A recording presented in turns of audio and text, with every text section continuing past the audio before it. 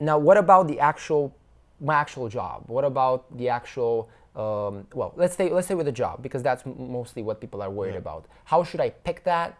How should I know if I'm not in the right direction? Most people do what their parents tell them to do, unfortunately. Yeah. Well, that's for many reasons probably. But what do you think in regards to that? So Well, let's say I'm doing progress. No, you're asking a very good question, and I don't want to give a trivial answer, so it'll sound sort of trite.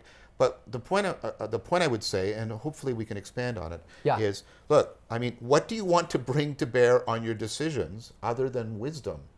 I mean, that's the thing you want to always be cultivating. And one of the goals, I'm not saying, and I've said from the beginning, not the exclusive goal. I'm admitting a moral life, a life of which you have mastery over, your environment in a way in which your other needs are being met. Right.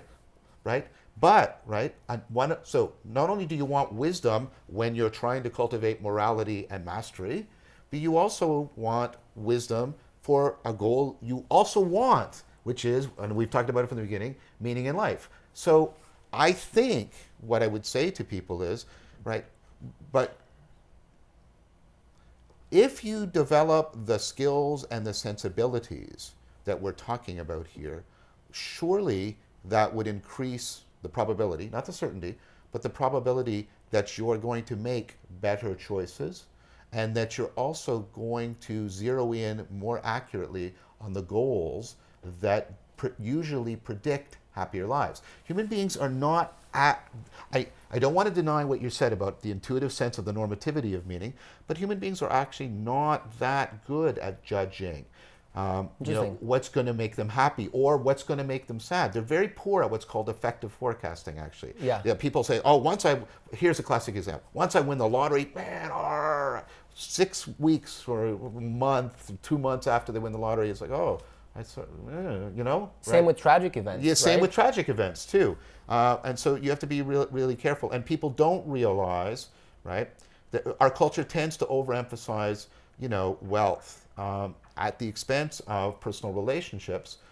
And their impact on happiness is, or maybe happiness broadly construed to touch on all of these domains, not just subjective well-being, right? I'm using it in the Greek sense of happiness. But, relationships, stable, meaningful relationships that touch on all of those aspects, that we get, true beliefs, we get powerful skills, we get perspectives that make us feel really immersed and present with people, and we get participatory transformation of those people, love in that sense.